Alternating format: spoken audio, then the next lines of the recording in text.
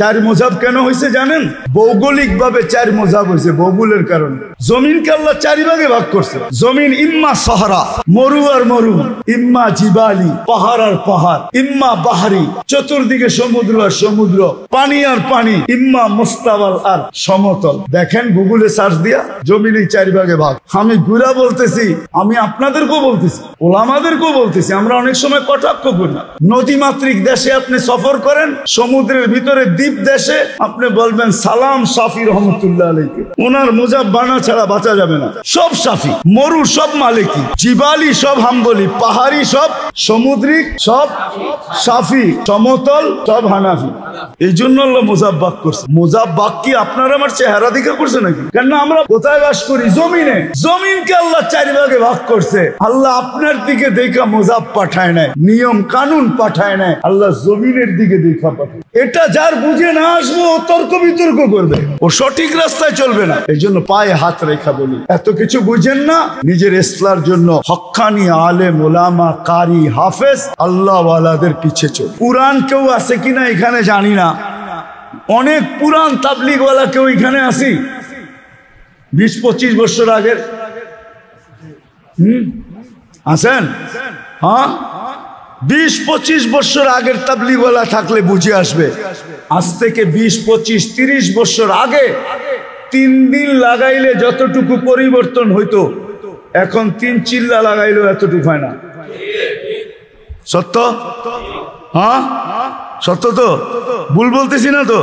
হ্যাঁ, কেন আমার ঘরে আছে, আমি ছোটবেলার থেকে দেখে আসতেছি। 3 দিন লাগাইলে যে চেঞ্জ হইতো, 3 দিন লাগাইলে এখন 3 চিল্লা লাগায় এতটুকু হয় না। হ্যাঁ, কারণ কি জানেন? কারণ এটাই, যেটা আমি বুঝাইতেছি, এটাই কারণ। কারণ এটাই, ওই সময় সবার ছিল আত্মা। ওই 3 দিনে যে মেহান্নত হইতো, ওটা পুরোপুরি আত্মার উপরে মেহান্নত হইতো। কির উপরে? আত্মার উপরে মেহান্নত হইতো। আত্মা চেঞ্জ হয়ে আসতো। 3 দিনে এমন পাল্টা খাওয়া খাইতো, এমন ঘোরা ঘুরতো। কত মানুষ আমি চিনি 3 দিনে যে ব্যাংকের চাকরি ছেড়া দিছে, আর এখন 3 চিল্লা না 300 চিল্লা লাগায়ও ছাড়ে নাই। এতদিনে 300 চিল্লা হয়ে গেছে, কিন্তু এখনো কি করে নাই? ছাড়ে নাই। 3 দিন লাগায় পায়ে ধরে পড়ে আসছিল, আমি চিনি, পায়ে ধরে পড়ে আছে, ভাই তোর লোকে ভুল হয়ে গেছে, মাফ করে দে। ওই সময় বুঝি নাই, মাফ করে দে, নাইলে আমার আখেরাতে কি হবে। 3 দিন লাগায় পায়ে ধরছে, আর এখন 300 দিন লাগায় এসব পায়ে ধরে না, উল্টা আরো পাগড়ি একটা এরকম মানবে, মনে হয় এই এলাকায় ওনার চেয়ে বড় কুতুব আর কেউ নাই, উনি সবচেয়ে বড় কুতুব। এখন সবার উপরে আঙ্গুল উঠায়, উঠাইতে উঠাইতে উঠাইতে উঠাইতে একটা পর্ব আসে যে আলেম ওলামার উপরে উঠায়। ইমাম সাহেবকেও আইসা বলে, কি করেন? চিল্লাটা তো এখনো দিলেন না। কি করেন? চিল্লাটা তো এখনো কি কারে বলে? মাদ্রাসা যে হুজুর করে বলে, হুজুর এই পড়াপড়ি আর কতদিন করবেন? একটা 4 মাস লাগাইতে পারেন না? বুঝলেনই তো না 4 মাস কি জিনিস, ঠিক না? কি ওকে ঠিক বুঝেইছে না ভুল বুঝেইছে? বইনা আসছে না বিগড়ায় আসছে? হ্যাঁ, কি আসছে না বইনা আসছে? আবার কেউ মনে করুন না আমি তাবলিগের বিরোধিতা করতেছি। না না না না, আমার চেয়ে বড় তাবলিগওয়ালা আপনি না। ওটা তো কিয়ামতের দিন প্রমাণ হবে ইনশাআল্লাহ। যদি আল্লাহ কিছু দেয় তাহলে পুরা দেখামু সবাইকে যে দেখ আল্লাহ কি দিছে আমারে। কেননা 3বার আমি সাহারা চৈশা বেড়াইছি। সাহারা মরুভূমি বলবে এই লোকটা আমার কাছে আসছিল, আফ্রিকার জঙ্গল বলবে এই লোকটা আমার কাছে আসছিল, আমেরিকার মাটি বলবে আমার কাছে আসছিল, 7 মহাদেশ বলবে আমার কাছে এই লোকটা আসছিল। আমার মতো চৈশা কেউ বেড়ায় নাই। 99 দেশ কি বাড়িতে বসে বসে হয়েছে নাকি? চষতে হয়েছে।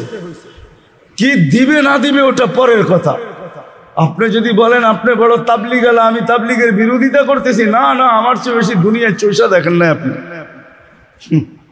আমার চেয়ে বেশি জিলা দেখেন না আপনি, জিলা বোঝেন, কষ্ট সয়ে দেখেন না আপনি, আপনি আমারে চিনেন না, আমারে চিনলে করে বলবেন যে আমি কে, কি দিবেন এই দিবেন, আমি অহংকার করে বলতেছি না। অনেকে বলতে পারে যে উনি তাবলিগের বিরোধিতা করতেছে, না, তুমি চিনতিল্লা দিয়া বই না আসো না, বিগড়ে আসছো, এই জন্য ইমাম সাহেবকে দাওয়াত দিতেছ, এই জন্য মাদ্রাসায় এসে বলতেছ হুজুর আপনি 4 মাস গেলে ভালো হয়, ঠিক না? তুমি বই না আসো না, বিগড়ে আসছো। তুমি যদি বই না আসতো তাহলে পায়ে ধরে পড়া থাকতা এসা যে হুজুর জিন্দেগি পার হয়ে গেছে, একজনও এইখানে নাই যে আজ পর্যন্ত যত নামাজ পড়ছি কোন আলেমের কাছে যায় বলছি হুজুর 2 মিনিট সময় দেন, আমি 2 রাকাত পড়বো, আপনি একটু দেখা বইলা দিবেন আমার রুকু সেজদা ঠিক আছে, আমার সূরা ঠিক আছে, আমার কেরাত ঠিক আছে, আপনি একটু লেখা দিয়া দিবেন। কেন লেখা দিব? বলে এটা আমি কবরে নিয়ে যাব। কেন নিয়ে যাবেন? যদি আল্লাহ ধরে যে তোর সূরা কেরাত ঠিক ছিল না, তো আমি বাড়ি করে দেখায় দিব, আমি তো টেস্ট করে আইছি, এই যে হুজুর লেখা দিছে সহি, যেরকম আমরা ডাক্তারি টেস্ট নিয়ে যাই, প্যাথোলজি টেস্ট নিয়ে যাই, ডাক্তার যদি বলে আপনি অসুস্থ, ওই টেস্টে তো বলে না, আপনি বলেন কেন? টেস্টে তো বলে আমি সুস্থ, ঠিক না? কি বলেন? আমিও যেন কিয়ামতের দিন দেখাইতে পারি। একজন আছেন এইখানে যে 2 রাকাত নামাজ হুজুরদের সামনে দাঁড়ায় পড়ছেন? নাই তো, আপনারা টেস্ট করেন নাই। এই জন্য ইসলাম দরকার, এই জন্য ইসলাম দরকার। আর দরকার বিদায়ী আল্লাহ নিজে পালতেছেন, নিজে নির্বাচিত করছেন এই 4 দলকে, কারিকে, হাফেজকে, আলেমকে, আল্লাহওয়ালাকে। কিয়ামতের সকাল পর্যন্ত এদেরকে আল্লাহ পালবে, এদেরকে আল্লাহ রাখবে। আপনি যদি বলেন মাদ্রাসা বন্ধ করে দিবেন, আপনি আমাকে বুঝাইতে হবে না, আপনি আমাকে কি বুঝাবেন? আমি তো দুনিয়া করতে করতে এই পর্যন্ত আসছি, আমি জানি। আপনি চায়নায় চলে যান, কয়জন ইংরাজি জাননেওয়ালা পাবেন আর কয়জন আরবি জাননেওয়ালা পাবেন, আপনি নিজে ট্রাই করে আসেন। আপনি যান, ট্রাই করেন, চায়নাতে কয়জন ইংরাজি জাননেওয়ালা পাবেন আর কয়জন আরবি জাননেওয়ালা পাবেন। চায়নায় এখনো লক্ষ লক্ষ আলেম আছে। আপনি বলবেন ওরা আছে কি কইরা, ওইখানে তো কমিউনিজম ছিল, আছে কি কইরা? না, আল্লাহ রাখছে বিদায় ছিল। ওইখানে মাদ্রাসা ছিল একজন একজন করে, একজন উস্তাদ একজন ছাত্র, একজন উস্তাদ একজন ছাত্র, আন্ডারগ্রাউন্ড পড়াইছেন, কোনো নির্দিষ্ট জায়গায় না। আজকে সকালে এইখানে, দুপুরে ওইখানে, বিকালে ওইখানে, সন্ধ্যায় ওইখানে, রাত্রে ওইখানে ঘুরা ঘুরা পড়াইছেন। এখনো লক্ষ হাফেজ চায়নায় আছে, লক্ষ আলেম আছে। রাশিয়ার মতো জায়গায় মুফতি আজম আমি নিজে চিনি, ও আমারে চিনে বাইচা থাকলে। ওরে যে আমার কথা জিজ্ঞাসা করেন, আমার এই কলারে এখনো ওর হাতে ধরার কষ্ট, আমার গলায় এখনো অনুভূতি হয়। তো আমার এইখানে ধরছিল, ধরা বলছিল বুখারি পড়ো, 85 বছর আমাদের বুখারির মসজিদে আজান হয় নাই, তোমরা 85 বছর আমাদের দিকে তাকায় দেখো। আমি মুফতি আজমকে চিনি, আমি ওই যুবককে চিনি, যে যুবকের কাছে কোরআন দেখা রাশিয়ার 85 বছরের মহিলা সারা জীবনের গচ্ছিত সোনা ওই কুয়েতি যুবকের হাতে উঠে দিছে। বলছে আমি ছোটবেলা কোরআন দেখছিলাম, ভাবতেছিলাম জীবনে আর মনে হয় কোনোদিন কোরআন দেখবো না, কিন্তু তুমি আমাকে কোরআন দেখাইলা, আমি খুশিতে তোমাকে কি দিব? আমার কাছে দেওয়ার মতো কিছু নাই, কিছু গচ্ছিত সোনা আছে, সে আইনা কুয়েতি ছেলের হাতে উঠে দিছে। কুয়েতি ছেলে বলছে মা সোনা তোকে সালাম, আমি কুয়েতি, আমার সোনার প্রয়োজন নাই, তুই কোরআন দেখছস, বাস আমি এতেই খুশি, সোনা আমাকে নিতে হবে না। আমি তো ওই যুবকও চিনি। মেরে দোস্ত, সত্য এটাই। এই জন্য ইসলার দরকার, ইসলার দরকার। এই জন্য আরেকটা কারণে বলি ইসলার দরকার এই জন্য, যতক্ষণ পর্যন্ত এই 4 দলের সাথে আমরা সংযুক্ত না হব, আমাদের আধ্যাত্মিক ইসলাহ হবে না।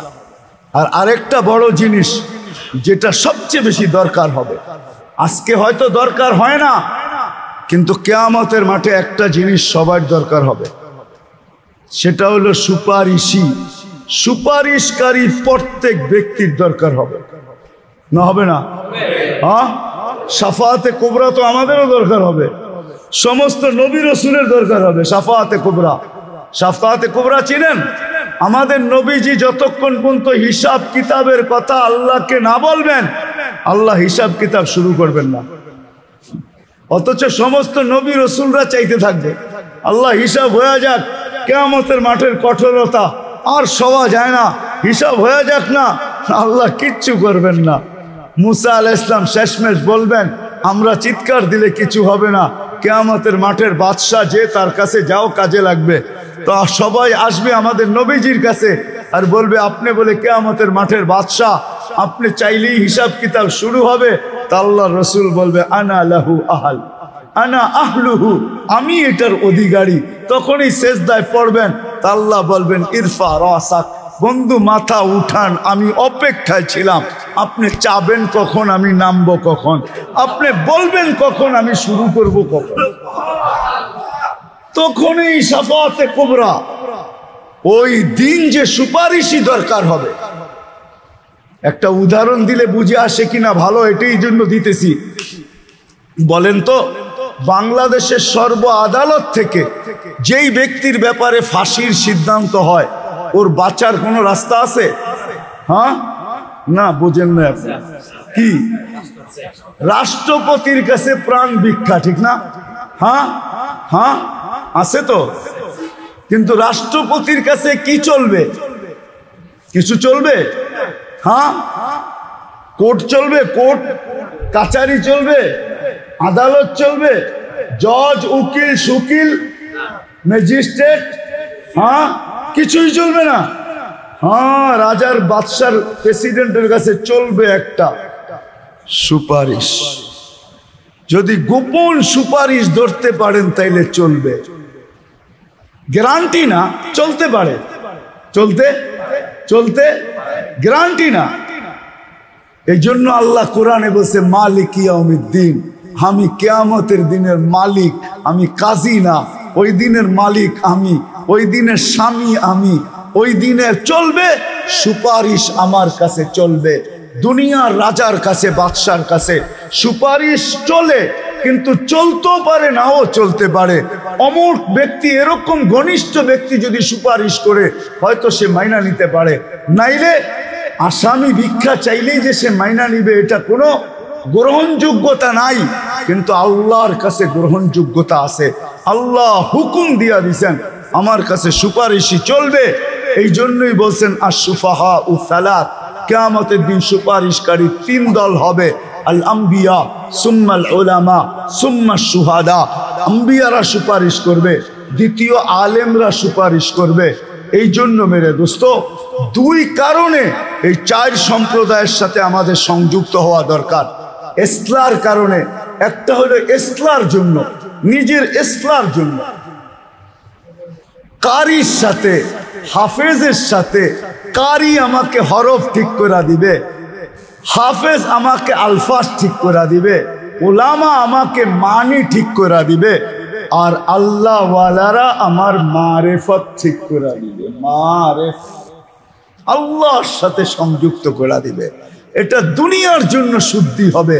আর এই চার সম্প্রদায়ের সাথে যখন সংযুক্ত হব, তো কিয়ামতের দিন এরা আমার সুপারিশ করবে।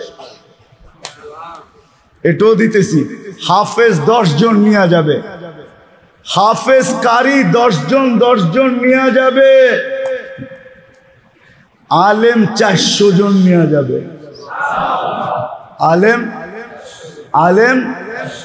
আলেম 400 জন নিয়ে যাবে। আর আল্লাহ ওয়ালারা হইতে পারে, এই হাদিসই সত্য হবে, ইয়াতি ইয়াউমাল কিয়ামাতি উম্মতি উম্মাতান, কিয়ামতের দিন আমার এমন উম্মত আসবে যার পিছনে লক্ষ লক্ষ মানুষ আসতে থাকবে। এইবার বলেন, ইলিয়াস রহমতুল্লাহ আলাইহি যখন উঠবে, তাইলে কয়জন তার পিছে উঠবে? এইবার বলেন ইলিয়াস রহমতুল্লাহ আলাই, যে ইলিয়াস রহমতুল্লাহ আলাই হয়েছেন দারুল উলুম দেওবন্দের কারণে, ওনার উস্তাদ শাইখুল হিন্দ মাহমুদুল হাসান রহমতুল্লাহ আলাই যখন উঠবে তো ওনার পিছে কয় কোটি উঠবে? আরে ভাবতে পারেন? হ্যাঁ হ্যাঁ, আমি তো বলতেছিলাম কালকে এক জায়গায় খুসুসি মজলিসে বলতেছিলাম, জানি না ওলামা মানবে কি মানবে না। আমার মনে হয় আল্লাহ এই উম্মত ছাড়া কাউকে জান্নাতে দিতেই চান না, কাউকে জান্নাত দিতেই চান না এই উম্মত ছাড়া কাউকে। আচ্ছা আপনি একটা হিসাব করেন, জান্নাতের 2-3 ভাগের 2 ভাগ আমরা হব, ঠিক না? আমাদের নবী কয়জন? হ্যাঁ, একজনের ভাগে কতগুলা? 3 ভাগের 2 ভাগ। আর 1.25 লক্ষর ভাগে কতটুকু? তাহলে 1.25 লক্ষের ভাগে 1 ভাগ হইলে ভাগে পড়লোটা কি? বুঝাইতে পারি নাই ভাগে পড়লোটা কি? কত? 1.25 লক্ষ। 1.25 লক্ষ, তার ভিতরে 312 জন রসুলও আছেন, 3 জন বড় বড় কিতাবদারি রসুলও আছেন, একে ভাগে পড়লো কি? তাহলে বুঝা গেল আল্লাহ মনে হয় আমাদের কি পুরাটা দিতে চাইছিলেন, কিন্তু আঙ্গুল উঠবে দেখা সবার থেকে কিছু কিছু দিয়া দিয়েছেন, কিছু কিছু। তোমরাও কিছু লাও, তোমরাও কিছু যাও, সবার থেকে কিছু কিছু। যেমন আমি বলি এই উম্মতকে আল্লাহ দুনিয়াতে পাঠাইতে চান না, আমার মন বলে কোনো কিতাবই কথা না, কিন্তু আমার তাখাইয়ুল, এটা তাখাইয়ুল বুঝেন তো, আমার খেয়াল যে উম্মতকে আল্লাহ দুনিয়ায় পাঠাইতে চান না। আপনি বলবেন কেন? আমি বললাম 60-70 বছর বয়স দিছেন, ওইদিকে 1000 বছর দিছেন, এদিকে 60 বছর। হ্যাঁ, কম দিছে না? অনেক কম না? কেন দিছেন জানেন? কেন দিছেন? ভালোবাসার পাত্রকে বেশি খাটানো এটা শোভনীয় না। এরা বেশি খাটবে, 1000 দিলে তো 1000 বছর খাটতে হবে, ঠিক না? এর জন্য যত কম খাটে, ভালোবাসার পাত্র তো, ঠিক না? এখন 60-70 বছর দিয়ে আল্লাহ ভাবতেছেন এটাও মনে হয় বেশি দিয়ে দিছি। এরা যদি প্রশ্ন করে 70 বছর খাটবো, তাহলে আপনি আর কি ভালোবাসলেন আমা করে? তা আল্লাহ বলে প্রথম 15 বছর মাফ, পালে খাওয়া পর্যন্ত মাফ।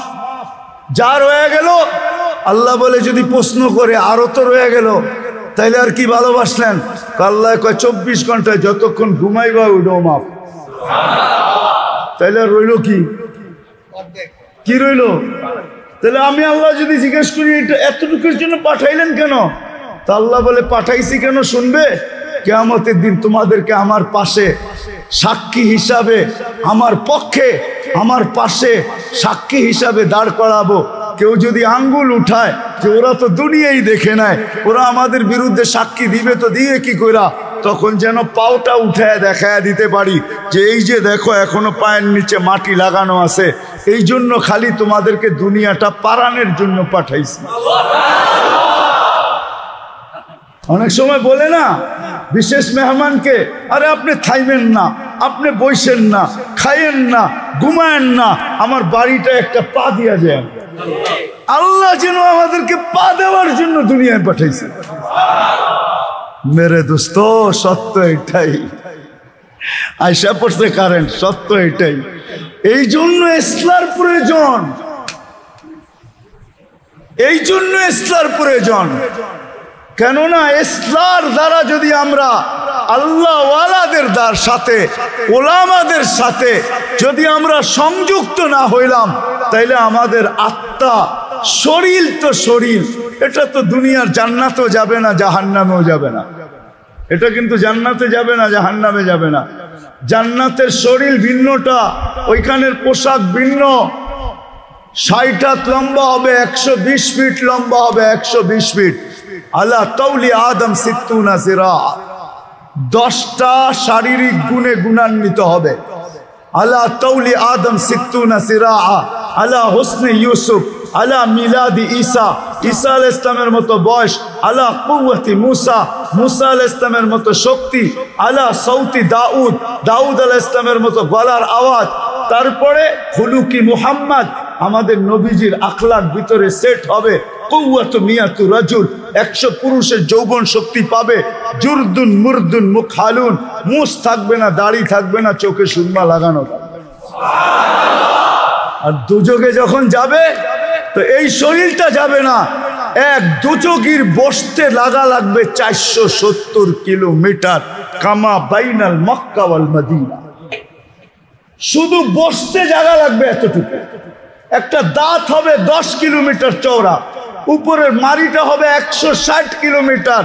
ওই পাহাড় আমি চোখে 4 বার দেখছি, যেই পাহাড় সম্বন্ধে বলছে আল্লাহ রসুল, জাহান্নামীদের এক একটা রান হবে জাবালে বয়দার সমান, ইয়ামানে রাখা আছে।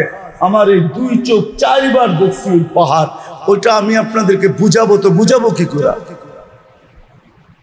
এক একটা রান হবে এত বড়। এই শরীরটা জান্নাতেও যাবে না, জাহান্নামেও যাবে না। এই জন্য আসেন, আর কত শরীরের পূজারি, কে কখন চলে যাব এটা তো জানি না। জানি? হ্যাঁ, কে কখন চলে যাব জানি না। বিদায় আসেন। রাস্তা কিয়ামতের সকাল পর্যন্ত পূর্ব দিক থেকে যতক্ষণ পর্যন্ত পশ্চিম দিক থেকে সূর্য না ওঠে রাস্তা খোলা থাকবে। আল্লাহ তার বাহিনীকে রাখবে। আপনি সহযোগিতা করেন আর না করেন, মনে উঠলো এই জন্য বলতেছি। আমাদের সমাজের অনেকে ভাবে মাদ্রাসাগুলোর সহযোগিতা আমরা না করলে বন্ধ হয়ে যাবো, ঠিক না? আপনি না কইরা দিয়া দেখেন না বন্ধ হয় না, না হয়। না কইরা দিয়া দেখেন বন্ধ হয় না, না হয়। বন্ধ হবে না, আমাকে চিনাইতে হবে না। আমি প্রতি বছরই আমেরিকায় 2-4টা 10টা মাদ্রাসা উদ্বোধন করে আসি। 1300-র উপরে আমেরিকায় কওমি মাদ্রাসা আছে। আপনি আমাকে কয়টা চিনাবেন?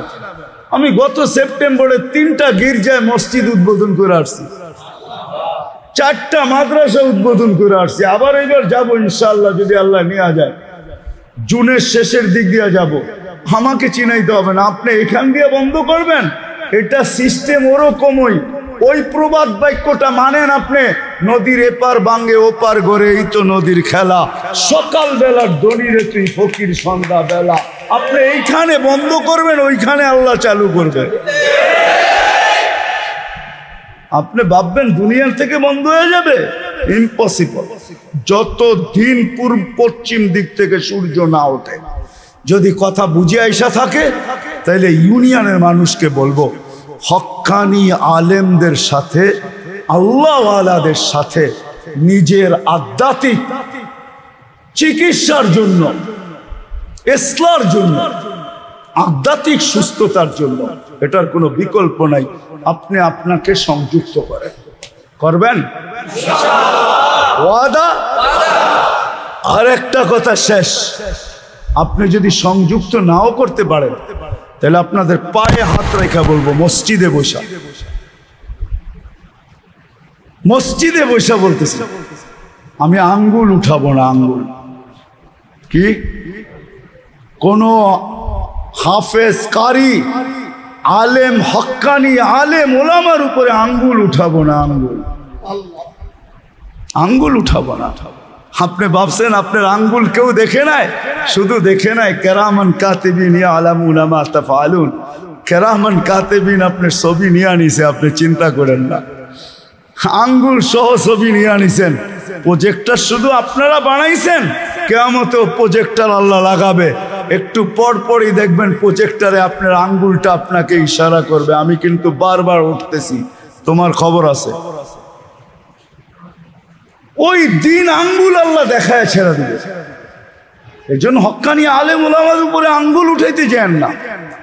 আরেকটা কথা হলো, মেরে দোস্ত, যে যেটা নিয়ে নাড়াচাড়া করে, সবচেয়ে সুন্দর হলো অনধিকার চর্চা করা ঠিক না। ডাক্তার না হইয়া ডাক্তারি করা ঠিক না। ইঞ্জিনিয়ার না হইয়া ইঞ্জিনিয়ারিং করা। কইবেন আমগো দেশের সবাই তো ডাক্তার, ঠিক না? রিক্সায় বইয়া কইবেন মাথাটা ব্যথা করে, তো রিক্সাওয়ালা ওষুধের দোকানের সামনে খাড়া করায় দিয়া কইব একটা নাপা কিনেন, খান, ভালো হয়ে যাবেন। তো সেও তো ডাক্তার, ঠিক না? হ্যাঁ, এরকম ডাক্তারি করতে যায় না। যাদেরকে আল্লাহ নির্বাচিত করছেন, যাদেরকে আল্লাহ নির্বাচিত করছেন এদের পিছে চলেন, এদের পিছে চলেন।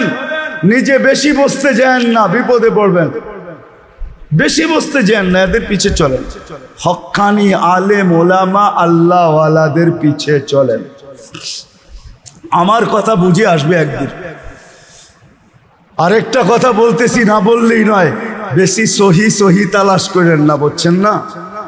বেশি সহি, বেশি সহি সহি কি, বেশি সহি সহি তালাশ করেন না। কেননা এই যুগে পিউর সর্বক্ষেত্রেই বিরল, পিউর সর্বক্ষেত্রেই, সর্বক্ষেত্রেই মনে হয় বোঝেন না।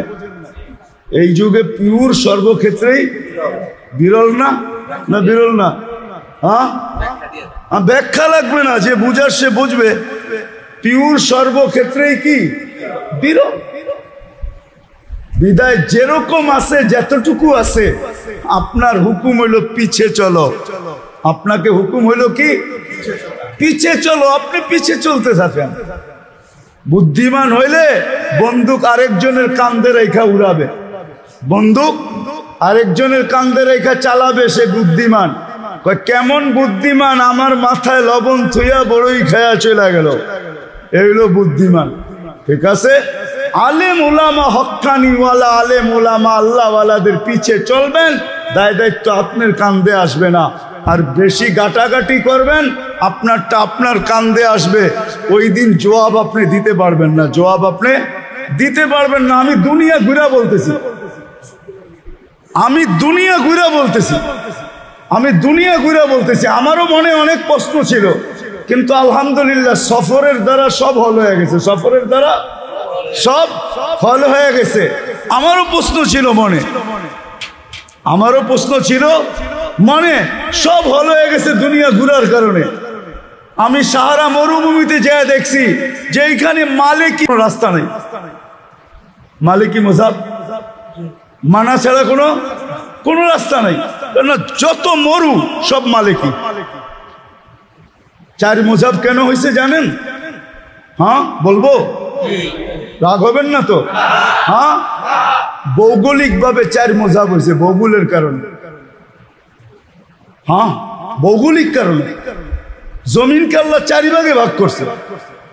জমিন ইম্মা সাহারা, মরু আর মরু, ইম্মা জিবালি, পাহাড় আর পাহাড়, ইম্মা বাহারি, চতুর্দিকে সমুদ্র আর সমুদ্র, পানি আর পানি, ইম্মা মুস্তাওয়াল আর সমতল। দেখেন গুগলে সার্চ দিয়া, জমিন এই চারি ভাগে ভাগ। কয় ভাগে? হ্যাঁ, আবার শুনবেন, সাহারা, মরু আর মরু। আপনি সাহারা শুরু হয়েছে কোত্থেকে, শেষ হয়েছে কোত্থেকে আপনি জানেন? হ্যাঁ, মিশর থেকে শুরু হয়েছে, মুরিতানিয়া আটলান্টিক পারে যে শেষ হয়েছে। ওর পা হইল মিশরে, ওর চক্ষু আর মাথা হইল মুরিতানিয়া। আমি নিজে ঘুরা বলতেছি, সার্চ দিয়া দেখেন আইনুস সাহারা কোথায়। তো মরু, পাহাড়, পানি আর পানি। আমি ঘুরা বলতেছি, আমি আপনাদেরকেও বলতেছি, ওলামাদেরকেও বলতেছি। আমরা অনেক সময় কটাক্ষ করি। নদীমাতৃক দেশে আপনি সফর করেন, সমুদ্রের ভিতরে দ্বীপ দেশে, আপনি বলবেন সালাম শাফি রহমতুল্লাহ আলাইকে, ওনার মুজাব বানা ছাড়া বাঁচা যাবে না। সব শাফি, মরু সব মালিকি, জিবালি সব হাম্বলি, পাহাড়ি সব কি কি, সমুদ্রিক সব শাফি, সমতল সব হানাফি। এই জন্য আল্লাহ মুজাব বাক করছে। মুজাব বাক কি আপনার আমার চেহারা দিকে করছে নাকি? ও তো জমিন দিকে করছে। কেন? আমরা বাস করি কোথায়? হ্যাঁ, কোথায় বাস করি? জমিনে। আরে না, আমরা কোথায় বাস করি? জমিনে। জমিনকে আল্লাহ চারি ভাগে ভাগ করছে। আল্লাহ আপনার দিকে দেখা মুজাব পাঠায় নাই, নিয়ম কানুন পাঠায় নাই, আল্লাহ জমিনের দিকে দেখা পাঠাইছে। এটা যার বুঝে না আসবো তর্ক বিতর্ক করবে, ও সঠিক রাস্তায় চলবে না। এই জন্য পায়ে হাত রেখা বলি, এত কিছু বুঝেন না, নিজের ইসলার জন্য হক্কানি আলেম ওলামা কারি হাফেজ আল্লাহওয়ালাদের পিছে চলবো। আল্লাহ আমাদেরকে আমল করার তৌফিক দান করেন।